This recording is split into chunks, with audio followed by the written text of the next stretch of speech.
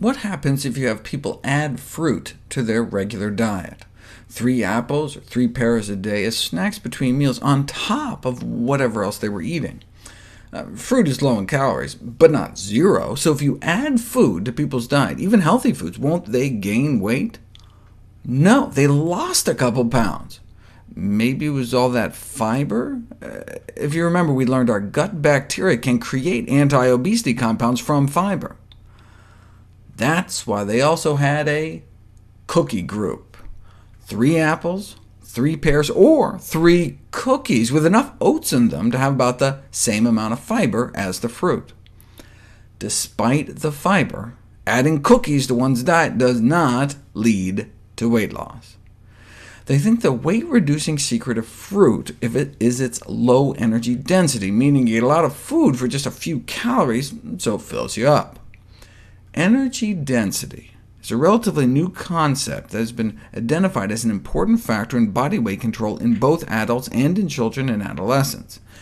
Energy density is defined as the amount of calories per unit weight of a food or beverage.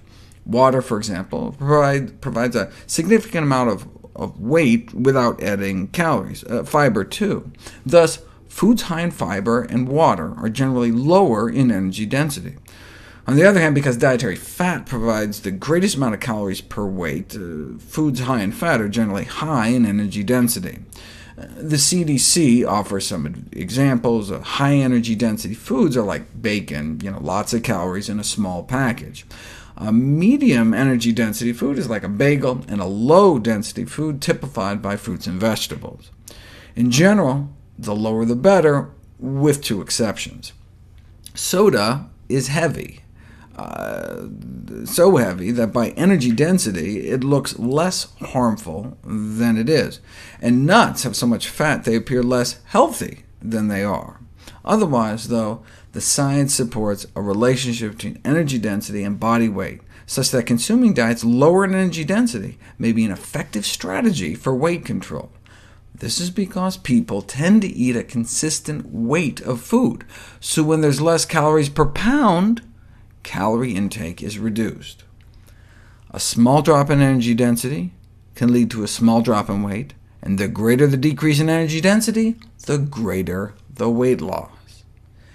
Energy density can be reduced in a variety of ways, such as the addition of fruits and vegetables to recipes, or by lowering the fat or sugar content. And indeed, that's how we evolved, eating predominantly low-energy density foods, such as fruits, vegetables, plants, and tubers, starch-filled roots like sweet potatoes. The first study to emphasize how fruits and vegetables could affect energy density and food intake was conducted more than 30 years ago. Researchers were able to cut people's caloric intake nearly in half, from 3,000 calories a day down to 1,570, without cutting portions, just by substituting less calorie-dense foods, which means lots of fruits, vegetables, whole grains, and beans, compared to a high-energy density meal with lots of meat and sugar. Nearly half the calories, but they enjoyed the meals just as much. They tried this in Hawaii, putting people on a traditional Hawaiian diet with all the plant foods they could eat. Lost an average of 17 pounds in just 21 days, resulting in better cholesterol, triglycerides, blood sugars, and blood pressure. Caloric intake dropped 40%, but not by eating less food. In fact, they lost 17 pounds in 21 days eating more food, 4 pounds of food. But because plants tend to be so calorically dilute, one can stuff oneself without getting the same kind of weight gain.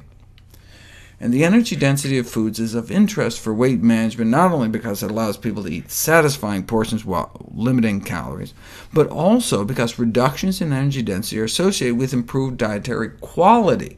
For example, lower energy-dense diets associated with lower risk of pancreatic cancer. Lower energy density foods tend to be healthier foods, so we get the best of both worlds.